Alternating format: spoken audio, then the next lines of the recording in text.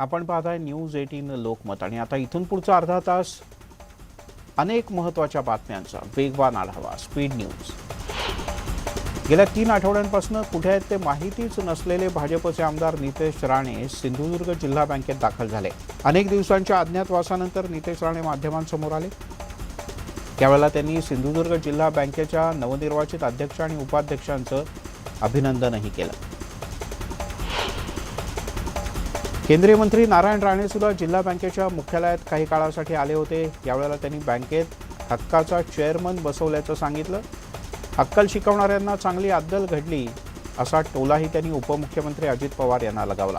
तर कार्यकर्त्यांमध्ये जल्लोष पाहूनच आता आरोप करणाऱ्यांना जागा शोधावी लागेल असा निशाणाही त्यांनी विरोधकांना लगावला। नितेश राणे यांच्या जामीन अर्जावरची पुढची सुनावणी आता सोमवारपर्यंत पुढे ढकलण्यात आले। सोमवारी मुंबई उच्च न्यायालयात यावर अंतिम सुनावणी होईल अशी शक्यता आहे। अटकपूर्व जामीन अर्जावर दिलासा मिळणार का याकडे सगळ्यांचं लक्ष लागलंय। दरम्यान नितेश राणे यांच्यावरच्या कारवाईमागे कोणताही राजकीय हेतू नसल्याचा युक्तिवाद करण्यात आला। तसंच योजना करून हल्ला करण्यात आल्याचा दावा सुद्धा सरकारी वकिलांनी कोर्टात केला। नितेश राणे यांच्या विरोधात सबळ पुरावे असल्याचाही दावा त्यांनी न्यायालयासमोर केला। सिंधुदुर्ग जिल्हा बँकेच्या मुख्य कार्यालयात निवडणूक प्रक्रिया झाली। शिवसेना आणि नारायण राणे यांच्या वादामुळे निवडणूक चांगली चर्चेची झाली। सिंधुदुर्ग जिल्हा बँकेच्या अध्यक्षपदी मनीष दळवी यांची निवड करण्यात आली, तर उपाध्यक्षपदी अतुल काळसेकर यांची निवड झाली आहे। दोन्ही उमेदवारांनी महाविकास आघाडीच्या उमेदवाराचा 11-7 अशा फरकानं पराभव केला। भाजपची एक हाती सत्ता आता बँकेवर आहे। केंद्रीय मंत्री नारायण राणे यांनी अध्यक्ष उपाध्यक्ष पदाची निवडणूक जिंकणाऱ्या मनीष दळवी आणि अतुल काळसेकर यांचं अभिनंदन केलं। यावेळेला नारायण राणे यांनी अक्कल शिकवणाऱ्यांना अद्दल घडवली असा टोलाही लगावला।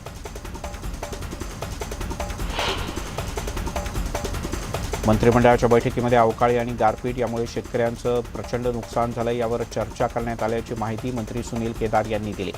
भाजपकडून वाढीव मदत देण्याची मागणी केली जाते। राज्य सरकार मदत द्यायला तयार आहे, फक्त भाजपच्या नेत्यांनी केंद्राकडून मदत मिळवून द्यायला मदत करावी म्हणजे सोपं होईल असं सुनील केदार यांनी म्हटलंय।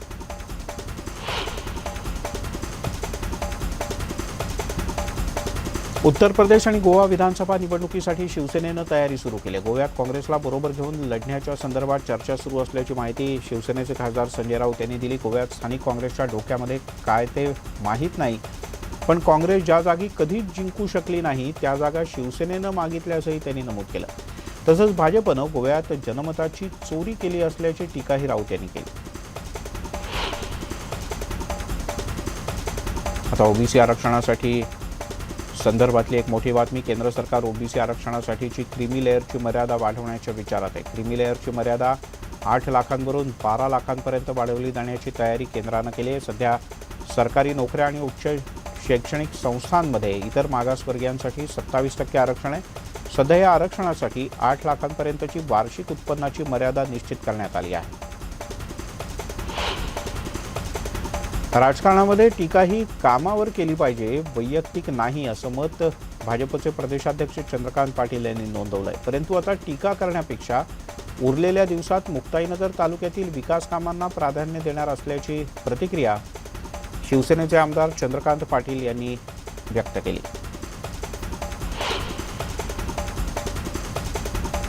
महाराष्ट्र भवन उभारणीला हिरवा कंदील मिळाला आहे। राज्य सरकार हे भवन उभारणार असल्याची माहिती अजित पवार यांनी दिली। भाजपचे आमदार मंदा म्हात्रे आणि उपमुख्यमंत्री अजित पवार यांच्यात बैठक झाली। यात सिडकोनं महाराष्ट्र भवनास नाममात्र 1 रुपयानं भूखंड देण्याची मागणी करण्यात आली।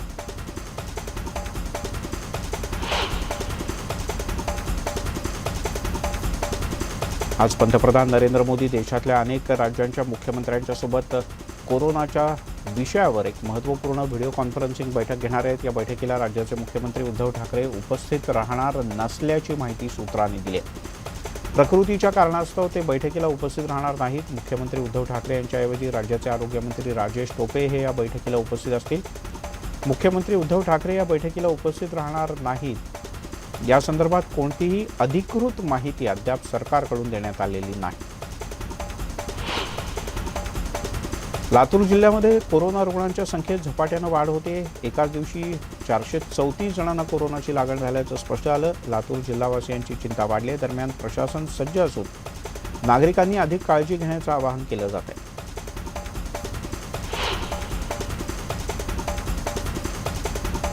जळगाव जिल्ह्यामध्ये कोरोनाची रुग्णसंख्या वाढते. एका दिवसात कोरोनाच्या 285 नव्या रुग्णांची भर पडली आहे, तर सक्रिय रुग्णांची संख्या 1000च्या वर गेल्यानं प्रशासनाची चिंता वाढली. दरम्यान जळगावमध्ये कोरोनावर उपचार घेणाऱ्या 43 वर्षीय व्यक्तीचा मृत्यू झालाय.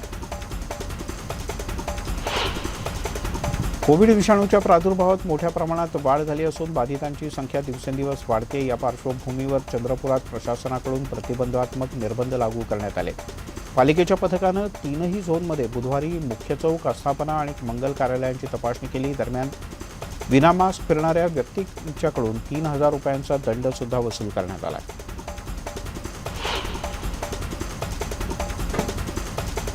राज्यामध्ये कोरोनाची तिसरी लाट सध्या प्रामुख्याने मुंबई, ठाणे आणि पुण्यामध्येच थैमान घालत असली तरी याचा प्रसार आता हळूहळू राज्याच्या अन्य जिल्ह्यांमध्ये होताना दिसतोय. राज्यात सध्या 2,21,000 उपचाराधीन रुग्ण असून यातील सुमारे 89% रुग्ण हे मुंबई, ठाणे, पुणे, रायगड आणि पालघर या 5 जिल्ह्यांमध्ये आहेत. या पाठोपाठ आता नाशिक, नागपूर, सातारा, नगर आणि औरंगाबादमध्ये सुद्धा रुग्णसंख्या वाढताना दिसते. पुणे जिल्ह्यातल्या जुन्नर तालुक्यात लेण्याद्री, गुंजळवाडी, नारायणगाव या परिसरामध्ये द्राक्ष तोडणीचा हंगाम सुरू झाला आहे. मात्र बदलत्या हवामानाचा फटका या द्राक्ष बागायतदारांना बसतोय. वातावरणातील बदलांच्यामुळे अधिकचं धुकं आणि थंडी द्राक्ष बागायतदारांसाठी धोकादायक मानली जाते. चांगली द्राक्ष 125 ते 140 रुपये किलोना मिळत आहेत, तर भेगा पडलेल्या द्राक्षांना 60 ते 70 रुपये किलोचा भाव मिळत असल्यानं शेतकरी संकटात सापडला आहे. मोटरसायकलवरून जाणाऱ्या तरुणाच्या गळ्यामध्ये नायलॉनचा मांजा अडकून तो गंभीर जखमी झाल्याचा धक्कादायक प्रकार येवल्यामध्ये घडला. कुमार मेघे असं या तरुणाचं नाव असून तो येवला इथून अंगणगावकडे घरी जात होता. अचानक त्याच्या गळ्यात नायलॉनचा मांजा अडकला आणि तो खालती पडला. त्याला तातडीनं खासगी रुग्णालयात दाखल करण्यात आलं. गळ्यावर गंभीर जखम झाली असून डॉक्टरांनी त्याच्या गळ्यावर तब्बल 20 टाके घातलेत. सुदैवानं जखम खोल नाही आणि त्यामुळे या तरुणाचा जीव वाचलाय. रुग्णालयाच्या मनमानीमुळे एका महिलेची रस्त्यातच प्रसूती झाली. अहमदनगर जिल्ह्यातल्या देवळाली प्रवरा इथे ग्रामीण रुग्णालयामध्ये महिला प्रसूतीसाठी गेली होती. रुग्णालयानं महिलेला दाखल करून घेण्यास नकार दिला. महिलेच्या नातेवाईकांच्याकडून विनवण्या करून देखील महिलेला दाखल करून घेऊन उपचार करण्यास रुग्णालय प्रशासनानं नकार दिला. यामुळे खासगी रुग्णालयात जात असताना महिलेची रस्त्यातच प्रसूती झाली. यावेळेला स्थानिक महिलांनी पुढाकार घेतला आणि या महिलेची सुखरूप प्रसूती केली. यामुळे आता ग्रामीण रुग्णालयातल्या कर्मचाऱ्यांवर कारवाईची मागणी होते.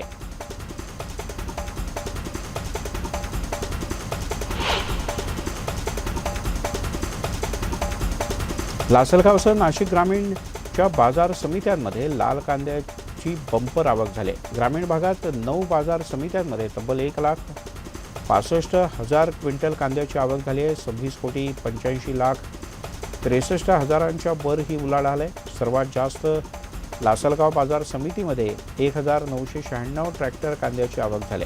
या मोसमातला हा उच्चांक मानला जातो. इंदापूर पोलिसांनी मोठी कारवाई केली. सोलापूरकडून पुण्याकडे एक कंटेनर जात होता, त्याला जप्त करण्यात आला. यामध्ये 22 लाख रुपये किमतीचा अवैध गुटखा यासह 47 लाख रुपयांचा अन्य काही मुद्देमाल जप्त करण्यात आला. एका महिन्यातली ही दुसरी मोठी कारवाई आहे. मालवाहतूक करणाऱ्या वाहन चालकांवर आणि वाहनांवर आता बारीक नजर ठेवली जाते. राज्यातल्या परीक्षांच्या तारखांचा घोळ काही संपत नाहीये. 31 जानेवारी आणि 1 फेब्रुवारीला आता म्हाडाची परीक्षा होते.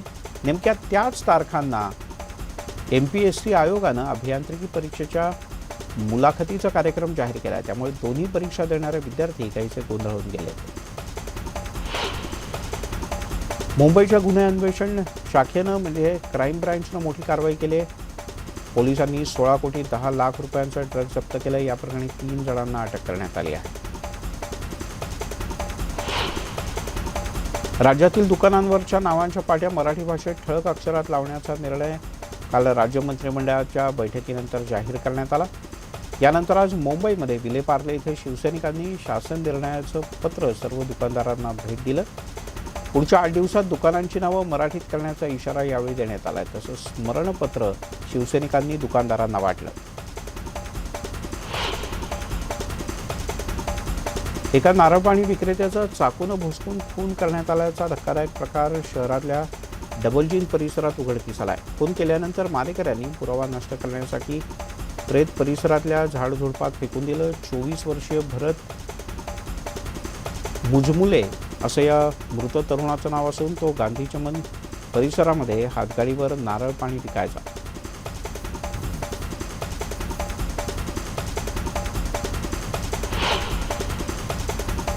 यवतमाळ जिल्ह्याच्या घाटंजी तालुक्यातील आदिवासी बहुल पारवा इथे प्राथमिक आरोग्य केंद्रामध्ये शस्त्रक्रिया करण्यासाठी वैद्यकीय आरोग्य अधिकाऱ्यांनी चक्क 18 गरोदर महिलांना खाटा घरून घेऊन या आणि त्यानंतरच कुटुंब शस्त्रक्रिया करू असा अजब सल्ला दिला. यामुळे आरोग्य विभागावर आलेल्या गरिबीचा उत्कृष्ट नमुना अधोरेखित झालाय. यावर वैद्यकीय अधिकाऱ्यांनी काहीही बोलण्यास नकार दिला.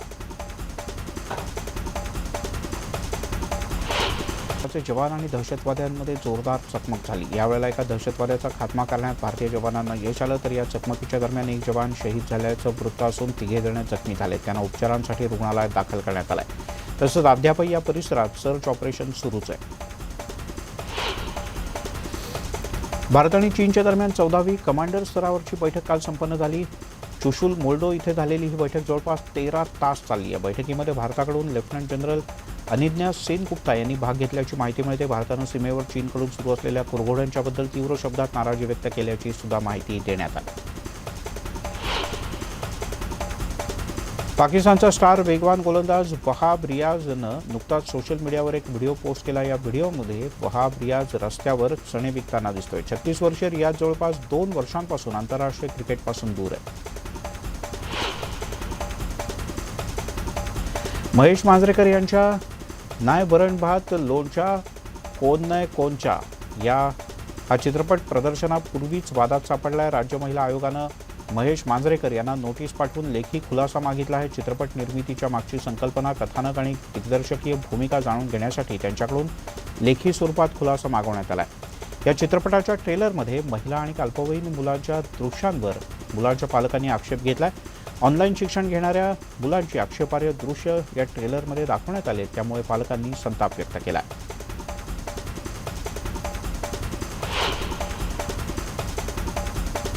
यासोबत या बुलेटिनमध्ये इथेच थांबूया. थोड्याच वेळात माझी सहकारी सुवर्णा जोशी घेऊन येते काही खास.